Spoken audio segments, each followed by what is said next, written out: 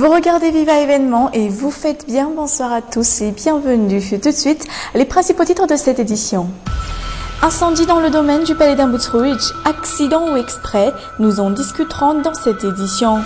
Transport, les camionneurs victimes depuis 3 mois des limites imposées pour passer les ponts de Camours et Pittsburgh n'en peuvent plus. Les temps montent, on en parle dans quelques instants. Fête du sacrifice aujourd'hui pour tous les musulmans à travers le monde, y compris donc ceux de Madagascar. Un Britannique décapité par les djihadistes de l'État islamique en représailles à l'engagement militaire de la Grande-Bretagne en Irak.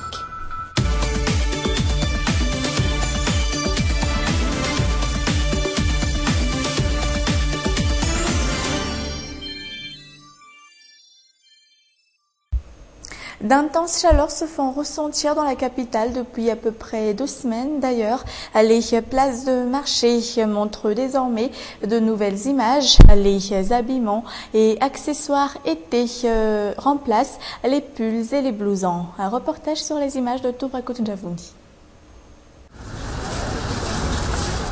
L'hiver a pris fin depuis environ 1 mois. Les habillements et accessoires été commencent à inonder les places de marché de la capitale. Le soleil est là, beaucoup achètent les couvre-chefs pour s'en protéger. Anch a prévu de s'en acheter un depuis un sacré bout de temps.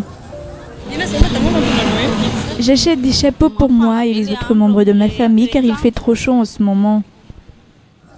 Quoi qu'il en soit, Nir arrive à peine à vendre 4 chapeaux en une journée. Les clients se font rares et je suppose que même s'il fait déjà très chaud en ce moment, la préparation de la rentrée scolaire est prioritaire pour tout le monde. À côté des divers accessoires comme les chapeaux, il y a également les shorts et les t-shirts. Les gens s'intéressent autant aux shorts qu'aux t-shirts. C'est le cas depuis quelques semaines. Été signifie chaleur et pluie, donc d'ici peu, les imperméables et les bottes de pluie inonderont à leur tour les places de marché de la capitale. Tous en parlent aujourd'hui. Il s'agit de cet incendie qui s'est déclenché hier dans le domaine du Palais d'Ambutruich. Le palais et ses environs étaient en panique. Que s'est-il réellement passé? Les réponses tout de suite sur un récit de Touvra Kotunjavouni. Ces images datent d'hier aux environs de 17 h. Les pompiers entrent dans le palais d'Ambutruich.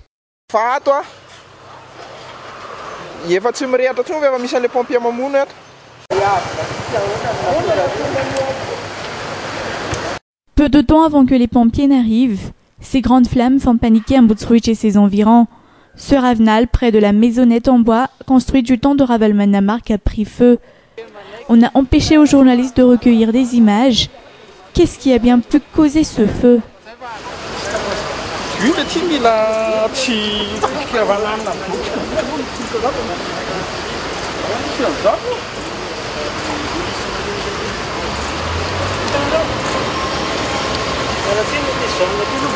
Désolé, vous ne pouvez pas rester là. Nous sommes en train de vous demander d'aller plus loin. Il vous est interdit de prendre des photos d'ici.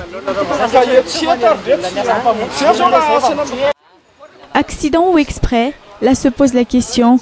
Les forces de l'ordre ouvriront évidemment une enquête et devront considérer plusieurs versions des faits.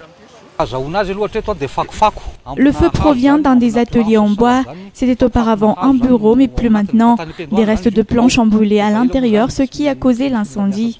Mais qui en sont responsables? C'est impossible de le savoir pour l'instant.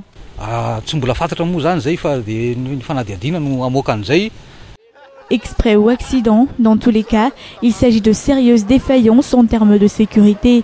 Le palais d'Ambutruich est pourtant un lieu hautement surveillé et sécurisé. À titre de rappel, cas similaire, un court-circuit s'est produit au domicile présidentiel à Manakamaïn il y a de cela quelques mois.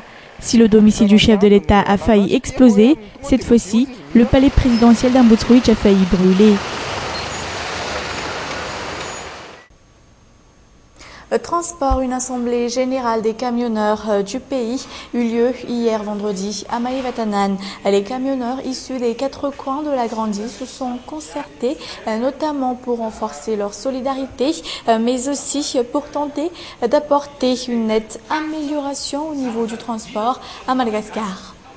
Et concernant justement ces conducteurs de grands véhicules, ils sont depuis plus de 3 mois victimes des limites de poids imposées sur les ponts de Beetsboek et Camour. Beaucoup sont au chômage malgré eux. Yves Janel.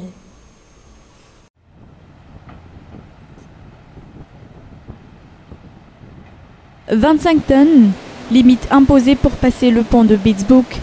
Alors les camions de 30 tonnes comme celui-ci doivent transporter 3 fois leurs marchandises pour pouvoir traverser ce pont. Nous sommes obligés de payer d'autres camions pour les transbordements. Nous dépensons environ 1 600 000 francs pour chaque transbordement et 300 000 francs en sus pour la main-d'œuvre.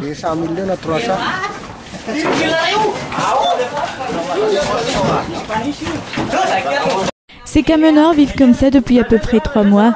Une autre façon de passer le pont, louer d'autres camions pour permettre aux remorques de traverser le pont. Nous sommes contraints de louer d'autres têtes de camions pour transporter maintes fois les remorques. Les corruptions aux portes de ces ponts, ces camionneurs s'en plaignent, car plusieurs camions dépassant la limite imposée peuvent passer librement. Autre problème, les camionneurs n'ont que 30 minutes après le passage sur le pont bascule et les paperasseries au bureau de la gendarmerie nationale pour passer ensuite les ponts de Camour ou Beetsboek. Ces camionneurs sont en colère. Les mesures prises par l'État affectent leur gagne-pain. Ces conducteurs de grands véhicules ne comptent pas rester les bras croisés. Point final de cette édition. Merci à tous de votre attention. Excellent week-end en compagnie de Viva. Au revoir.